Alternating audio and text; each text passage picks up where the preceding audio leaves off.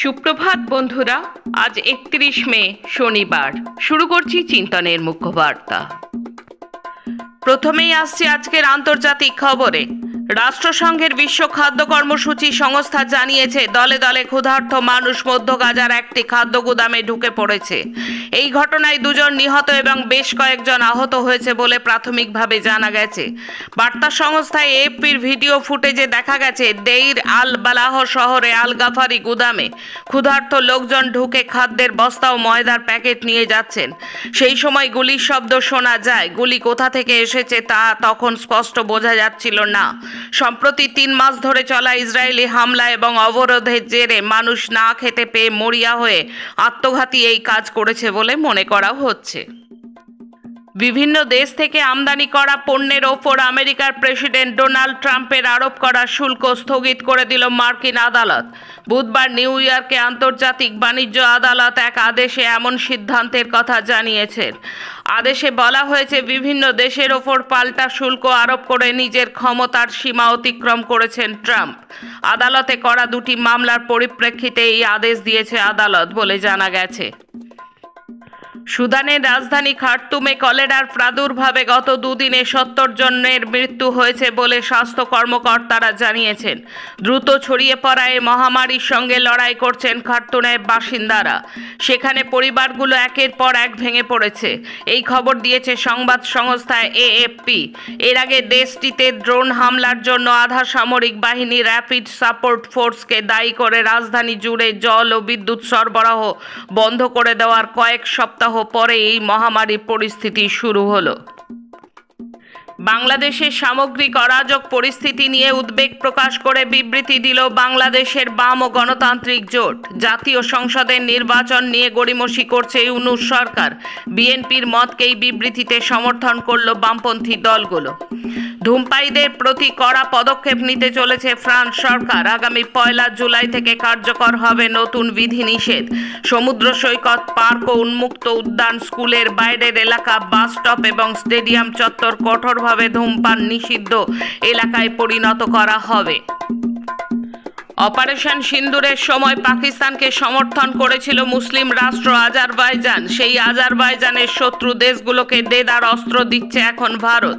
Azerbaijan দরাজ সামরিক সাহায্য পাচ্ছে তুরস্ক এবং পাকিস্তানের থেকে। খ্রিস্টান প্রধান আর্মেনিয়ার সঙ্গে সীমান্ত সংঘর্ষে তাই তারা যথেষ্ট সুবিধাজনক পরিস্থিতিতে রয়েছে। আগামী 5 বছরে পৃথিবীর গড় তাপমাত্রা বৃদ্ধি পাবে 1.5 ডিগ্রি সেলসিয়াস, উদ্বেগ প্রকাশ করে জানালো বিশ্ব আবহাওয়া সংস্থা। সুইজারল্যান্ডের দক্ষিণাঞ্চলে ওয়ালিস অঞ্চলে একটি বড় হিমবাহ ধসে পড়েছে। দেশটির কর্তৃপক্ষ এই ঘটনার পর বন্যার আশঙ্কা করছে। বুধবার বিশাল আকারের বার্চ হিমবাহ ধসে প্রচুর পরিমাণ পাথর, বরফ ও মাটি উপত্যকার নিচের দিকে ধেয়ে আসে, যা পুরো ব্লাটিন গ্রামটিকে ধ্বংস করে দিয়েছে। ওই গ্রামে আগে প্রায় 300 পরিবার বসবাস করত। তাদের গত সপ্তাহেই সতর্কতামূলক ব্যবস্থা হিসেবে সরিয়ে নেওয়া হয়েছিল। আসছি দেশের খবরে। দেশের ব্যাংক জালিয়াতির পরিমাণ বেড়েছে 194%। গত 1 বছরে ব্যাংক জালিয়াতির পরিমাণ প্রায় 194% বেড়েছে। রিজার্ভ ব্যাংক অফ ইন্ডিয়া এই চোখ কপালে তুলে দেওয়া হিসাব প্রকাশ করেছে।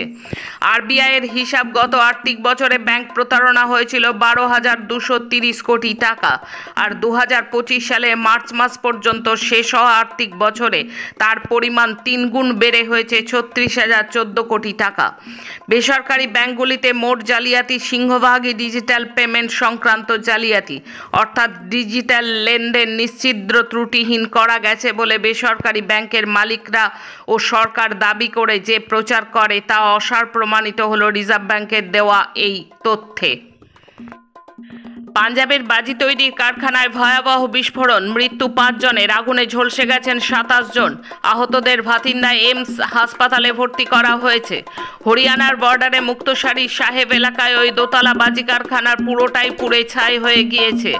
বৃহস্পতিবার রাত 1টা নাগাদ সিংহেওয়ালা ফুতুহিওয়ালা গ্রামের ওই কারখানায় রাতের শিফটে কাজ চলছিল। স্থানীয় ঠিকাদার রাজকুমারের অধীনে কাজ করছিলেন শ্রমিকেরা। এই রাজের বাড়ি উত্তরপ্রদেশের হাতরাসে। কারখানার মালিক তারসেম সিং ও ঠিকাদার রাজুর খোঁজে চলছে তল্লাশি। বড়সড় বিপাকে বাবা রামদেবের সংস্থা পতঞ্জলি। সন্দেহজনক লেনদেনের অভিযোগে পতঞ্জলি আয়ুর্বেদ লিমিটেডকে নোটিশ পাঠালো কেন্দ্রীয় সরকার। মোদী সরকারের কর্পোরেট বিষয়ক মন্ত্রকের তরফে এই নোটিশ জারি করা হয়েছে। আগামী 2 মাসের মধ্যে ওই সন্দেহজনক লেনদেন সংক্রান্ত বিস্তারিত তথ্য জমা দিতে বলা হয়েছে সংস্থাকে। এই তথ্য প্রকাশ্যে আসতেই বড়সড় ধাক্কা খেয়েছে পতঞ্জলির শেয়ার। সিঁদুর মেঘ দেখে এই সংস্থা থেকে বিনিয়োগ তুলে নিতে শুরু করেছে বিনিয়োগকারীরা। জানলা খুলে হাত গলিয়ে 500 টাকার বান্ডিল নিচে ফেলছেন, সেই টাকার বান্ডিল পড়ছে ফ্ল্যাট লাগোয়া একটি টিনের চালার ওপর। শুক্রবার সকালে এমনই একটি দৃশ্যের সাক্ষী থাকলো উড়িষ্যার ভুবনেশ্বর। সেখানে এক সরকারি ইঞ্জিনিয়ারের বাড়িতে ভিজিলেন্স হানা দেয়। তার বাড়িতে তল্লাশি হতে পারে আঁচ পেয়ে গিয়েছিলেন engineer Baikunthanath sarangi.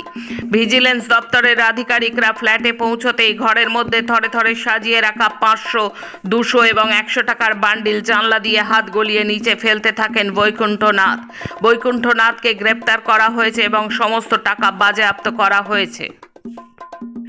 App cab এখন অনেকেরই পছন্দের তালিকায়, তবে ওলা, উবের, র্যাপিডোর মতো অ্যাপ ক্যাবগুলোর একটি ফিচার নিয়ে সমালোচনা শুরু হয়েছে। অ্যাডভান্স টিপস ফিচার নিয়েই এই আপত্তি। প্রশ্ন উঠছে, কেন যাত্রা শুরুর আগেই চালককে টিপস দিতে বলা হচ্ছে? শুধু তাই নয়, এও বলা হচ্ছে যদি যাত্রীরা আগেই টিপস দেন তবে চালক দ্রুত পিক আপ করবেন। ওলা, উবের, র্যাপিডোর মতো অ্যাপ ব্যবহারগুলোর দৌরাত্ম্য কমাতে এবার হস্তক্ষেপ করল কেন্দ্র। এই ফিচার নিয়ে সমালোচনা শুরু হতেই আসরে নেমেছে কেন্দ্রীয় গ্রাহক সুরক্ষা কর্তৃপক্ষ। গত সপ্তাহে উবেরের এই ফিচার নিয়ে উদ্বেগ প্রকাশ করে নোটিশ জারি করেছে কেন্দ্রীয় সংস্থা।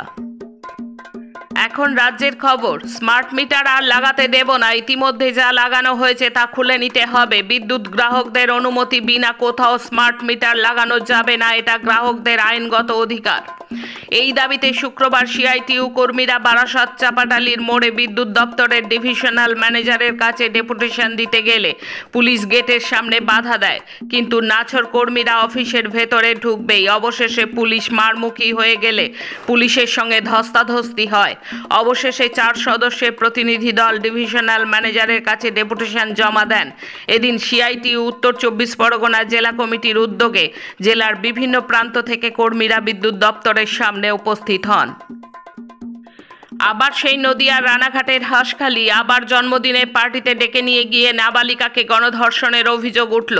এই অভিযোগের ভিত্তিতে এখনো পর্যন্ত 5 জনকে গ্রেপ্তার করা হয়েছে। আরও কেউ যুক্ত কিনা তার সন্ধান চলছে। বৃহস্পতিবার রাতে হাঁসখালি থানায় লিখিত অভিযোগ দায়ের করে নির্যাতিতা। গত বুধবার রাতে বগুলা এলাকার একটি বাড়ি থেকে তাকে ডেকে নিয়ে যাওয়া হয়েছিল। বলা হয়েছিল জন্মদিনের পার্টি, সেই পার্টিতেই গণধর্ষণ করা হয় বলে অভিযোগ ওই নাবালিকার। তার অভিযোগের ভিত্তিতে শুক্রবারই 5 অভিযুক্তকে গ্রেপ্তার করে পুলিশ। বাড়ির মালিককেও জিজ্ঞাসাবাদ করা হচ্ছে। প্রতিবাদ কর্মসূচিতে বাধা দিয়েছে পুলিশ, গ্রেপ্তার করেছে প্রতিবাদী চাকরিহারা শিক্ষকদের। তার প্রতিবাদে রবিবার রাজ্যের সর্বত্র নাগরিক সমাজকে সঙ্গে নিয়ে বিক্ষোভ দেখাবেন চাকরি হারানো শিক্ষকরা। শুক্রবার সকালে শিয়ালদা থেকে প্রতিবাদ কর্মসূচির সময় শিক্ষক শিক্ষিকাদের আটক করে ভ্যানে তোলে পুলিশ। এমনকি পথ চলতি সাধারণ মানুষকেও হেনস্থা করেছে পুলিশ। এদিকে সুপ্রিম কোর্টের নির্দেশ অনুযায়ী শুক্রবার মাঝরাতেই নতুন নিয়োগের বিজ্ঞপ্তি প্রকাশ করেছে রাজ্য সরকার। বিজ্ঞপ্তিতে বলা হয়েছে যে পড়ানোর অভিজ্ঞতা ও ক্লাস নেওয়ার দক্ষতার জন্য এই দুটি ক্ষেত্রে 10 নম্বর করে মোট 20 নম্বর রাখা হয়েছে। এই দুটি এসএসসি পরীক্ষায় নতুন সংযোজিত হয়েছে। তবে চাকরি হারানো শিক্ষকরা মনে করছেন যে এই ব্যবস্থায় তাঁরাই বিশেষ সুবিধা পাবেন এমন নয়। গাইঘাটায় পরপর 2টি সমবায় নির্বাচনে জয়ী হয়েছে বামপন্থীরা। শুক্রবার ব্যাপক জমায়েতের মধ্য দিয়ে তৃণমূলের ভোট লুট বানচাল করে দিয়ে গাইঘাটায় বর্ণবেড়িয়া কৃষি উন্নয়ন সমিতির ভোটে জয়ী হয়েছে বামপন্থীরা। শুক্রবার প্রবল উত্তেজনার মধ্য দিয়ে ভোট গণনা শেষে ঘোষণা হয়েছে কৃষি উন্নয়ন সমবায় সমিতির 6টি আসনেই বামপন্থীরা জয়ী হয়েছেন। এই সমবায়ের ভোটারের সংখ্যা 379। ভোট পড়েছে 351টি। সর্বোচ্চ ভোট পেয়েছেন 261টি, সর্বনিম্ন পেয়েছেন 239টি। তৃণমূল সর্বোচ্চ ভোট পেয়েছে 82টি, সর্বনিম্ন 50টি। গাইঘাটার বর্ণবেড়িয়া উন্নয়ন সমিতি পরিচালন সমিতি অতীতে বামপন্থীদের ছিল। মেয়াদ শেষ হওয়ার হওয়ার পর ভোট না করে প্রশাসক বসানো হয়। প্রায় 3 বছর প্রশাসক ছিল। এই জয়ের পরে গ্রামের মানুষ বিজয়ী প্রার্থীদের নিয়ে লাল আবিরে মেখে এলাকায় মিছিল করে। ইতিমধ্যে গাইঘাটার হুদা সমবায় কৃষি উন্নয়ন সমিতি লিমিটেডের নির্বাচনে 6টি আসনেই জয়ী হয়েছেন বামপন্থী প্রার্থীরা। শেষে খেলার খবর। এশিয়ান অ্যাথলেটিক্স চ্যাম্পিয়নশিপের চতুর্থ দিনেও ভারতের সোনার দৌড় অব্যাহত। শুক্রবার 3টি সোনা ঝুলিতে পুরে ফেললেন ভারতীয় ক্রীড়াবিদরা। 5000 মিটার দৌড়ে সোনা পেলেন গুলবীর সিং, সেই সঙ্গে হাই জাম্পে পূজা ও হেপ্টাথলনে নন্দিনী আগ্রা ছাড়াও স্বর্ণপদক পেলেন। এছাড়াও রূপো জিতেছেন পারুল চৌধুরী। আবার চেনা মেজাজে ভারতের ব্যাডমিন্টন জুটি সাত্বিক সাইরাজ রানকিরেড্ডি চিরাগ শেট্টি। সিঙ্গাপুর ওপেনের সেমিফাইনালে ভারতের ডাবলস জুটি কোয়ার্টার ফাইনালে সরাসরি গেমে হারালেন বিশ্বের 1 নম্বর জুটি মালয়েশিয়ার নূর ইজুদ্দিন গোহসেফেই জুটিকে। ভারতীয় জুটির পক্ষে ম্যাচের ফল 21-17, 21-15। আজকের মুখ্য বার্তা এই পর্যন্ত। নমস্কার।